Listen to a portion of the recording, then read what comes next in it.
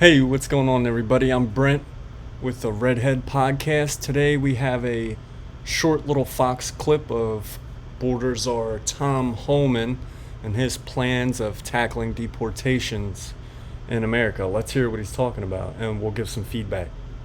More is the incoming Trump border czar himself, Tom Homan. Tom, welcome to the show. Would you please comment on the specific granular plan that Sarah Carter has reported on, how in fact you're going to use trains, planes, and automobiles to repatriate these illegal migrants back to their home countries? Well, as Sarah said, look, me and Governor Abbott, we're not waiting until January 20th. I've been out to Texas. We've already meeting. We're planning how we can work together to help Texas, That's how you know this administration is serious. They're not sitting on their butts, they're not waiting around. Tom Homan has gone right where the problem is, having interviews and meetings with higher ups down there in Texas to try to get this situation under control. It's what we needed for the last 4 years. to their border at the highest level ever. He's done a great job. Illegal immigration in Texas is down 86% because he put in place a lot of Trump's policies, right? He's building border barriers like President Trump did. He's adding consequences to those who cross the border illegally. He's arresting them with trespass. And people need to understand DPS has done a lot. Not only is Governor Abbott's action protecting Texas, they're protecting the United States because most of these illegal aliens aren't staying in Texas. They're moving out of the country. Every ounce of fentanyl his trooper sees is less overdose deaths.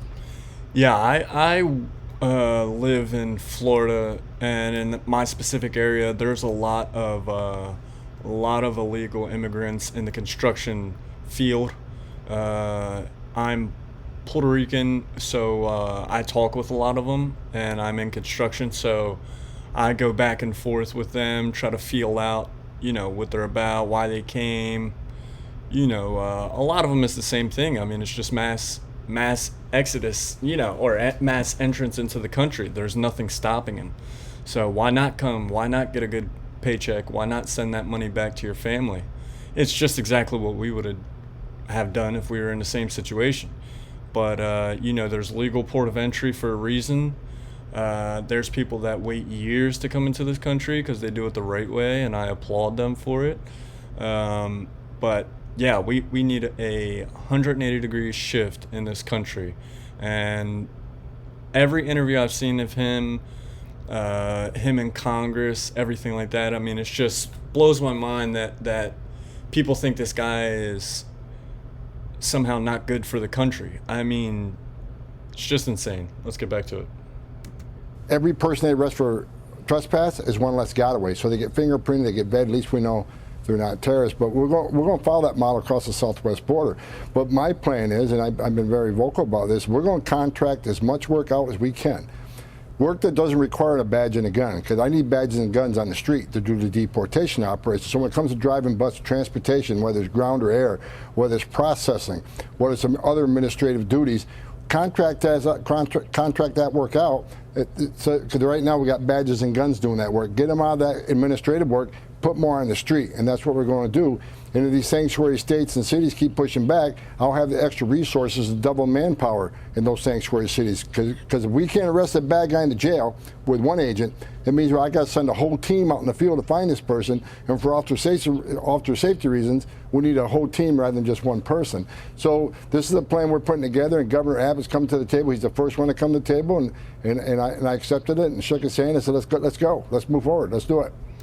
Now, on the point of asylum cities, I've heard a lot of these mayors starting to go AWOL, saying that they're going to do everything they can to impede ICE and impede the Department of Homeland Security from doing their duty.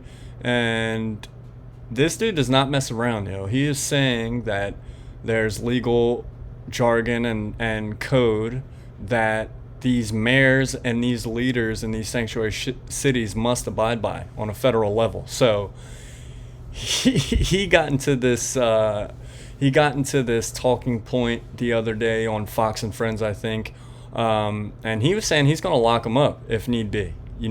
Nothing and nobody in these sanctuary cities are going to stop him from doing his job to take out the very dangerous immigrants, because it's so bad now.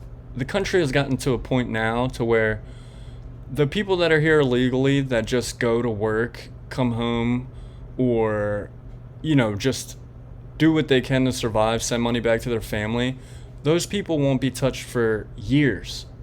It's gotten so bad. 20 million illegals, they think the number is higher, but that's what the government is officially saying, something like that, in the last 4 years.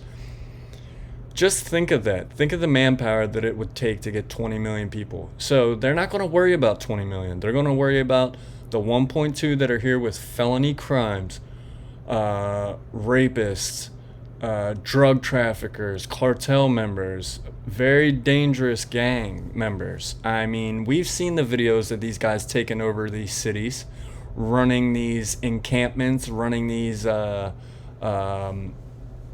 non-entrance places for police in New York, those big tent cities that you see that they have set up in the parks where local law enforcement can't even go in there without a warrant. So people are being sexually exploited, women. They're saying that there's been reported rapes there. I mean, those are the people that need to go, Table and I accepted it and shook his hand and said, let's go, let's move forward, let's do it. Tom, I know that you often talk passionately about the humanitarian crisis that is our border crisis.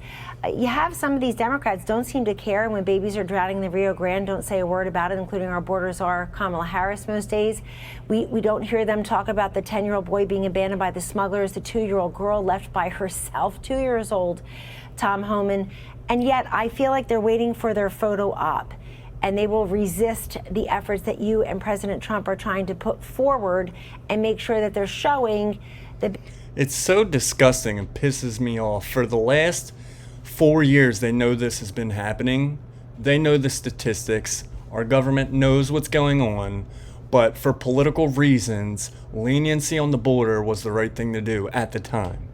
Now, the fact that Kamala had the nerve and the gall to try to copy Trump's policy, which are great policies, but the fact that she's only doing it for political gain to try to catch that independent voter that might sway more conservative now because, I don't know, every place around them have been overtaken by illegal immigrants or, people defecating on the street, Los Angeles County is, a freaking war zone. It's third world country over there. And they know that that's going on. They know that they could fix it, but it's not politically correct to fix the problem. So they decided to put it off. They got their polling back, saw how bad she was polling, saw how the woke lemonade was destroying her. So she said, no tax on tips. We're going to help with the wall. We're going to do deportations. It is just disgusting. Politics is such a nasty game. Man, it really irks me. Let's see what he's saying. That you and President Trump are trying to put forward and make sure that they're showing the big bad evil guys are separating families and people are crying, they're being deported. Bring us forward a little bit. What will this look like?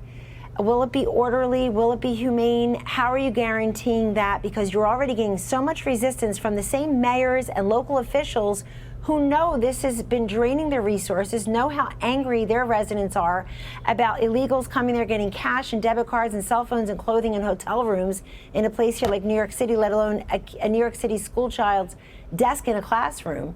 Tom, how will you do it in a way that people know you adhere to the law, this is enforcing the law, it is humane, it is fair, and it is just and legal? Well, look, open borders are not humane. The only thing on that border right now that is humane are the men and women wearing that green uniform. They save thousands of lives every year.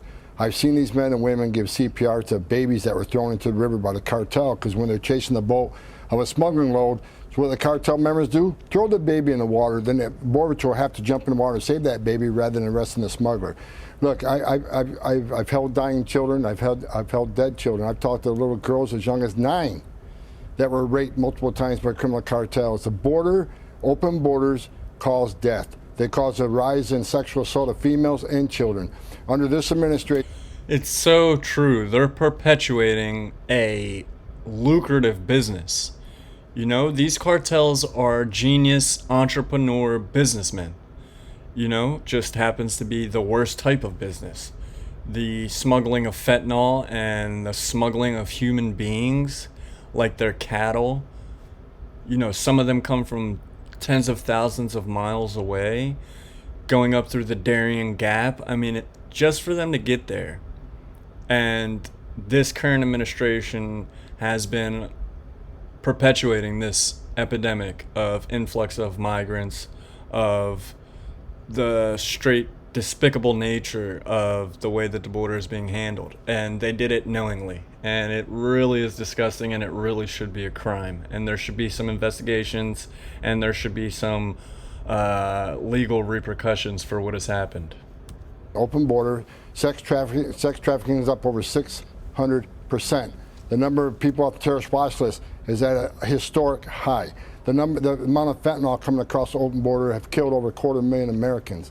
And that's just what open borders does. When President Trump had the most secure border of my lifetime, illegal immigration down 90%. When 90% less people were coming, how many babies weren't dying?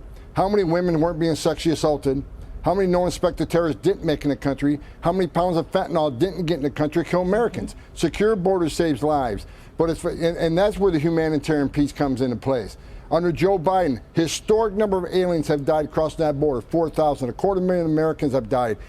The open border policies are killing aliens at record numbers, killing Americans at record numbers, and we're going to put a stop to it. We're going to secure the border. As far as sanctuary cities, I find it hard to believe that any mayor or governor wants to push back on ICE, because the president's been very clear. Right out of the gate, we're going to concentrate on public safety threats and national security threats. What elected official wants to tell his constituency, I'm okay with public safety threats in my community. I don't want ICE's help to remove these public safety threats. That's their number one responsibility, is the safety and security of the public of their communities. If they don't want to do it, ICE is going to do it.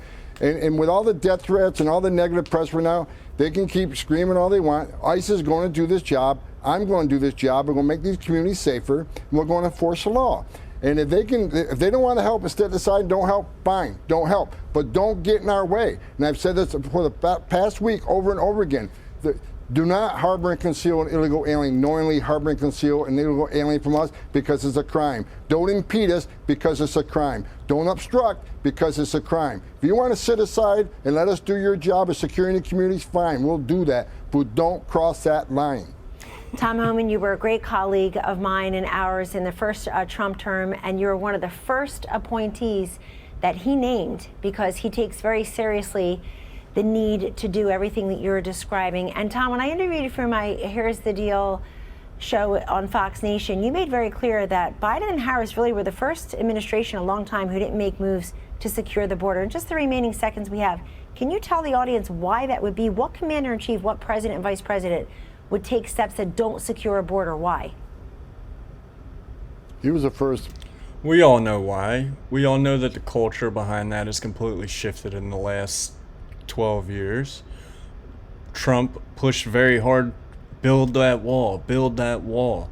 So there needs to be a counter to that. And what is that? Open border. It's just political back and forth. Everybody knows that. It's plain to see. And for them, for the political people to think that American citizens are ignorant to that fact is disgusting. In history of the nation who came in and unsecured the border on purpose, not because of mismanagement, not because of incompetence, by design. They want this open border. They obviously think these millions of people will be future Democratic voters, but also he overturned the Trump census rule, which millions of people in sanctuary cities recounted the next census. And what does that mean? More seats in House for the Dems. But I tell you what, the Trump team coming to town, we're going to take control January 20th, and people are going to be held accountable. We're going to be very transparent. We're going to get behind. What did the United Nations have to do with this open border crisis? Who in the administration, the Biden administration, opened the doors on this humanitarian crisis? What NGOs were involved in this? We're going to be very transparent to American people, and we're going to tell them the truth, what happened on this border. Again, by design, and we're going to let the American people know who was involved, why, and hold them accountable. Tom Homan, thank you so much for joining us. Wow, I mean, there's nothing else to really say here. I hope and I pray to God that this is a reality. And I hope that the other side of the aisle does not jump in the way to try to hamper what they're trying to do to correct the influx of illegal aliens, the influx of fentanyl and other drugs into this country and other terrorists, known terrorists coming to this country.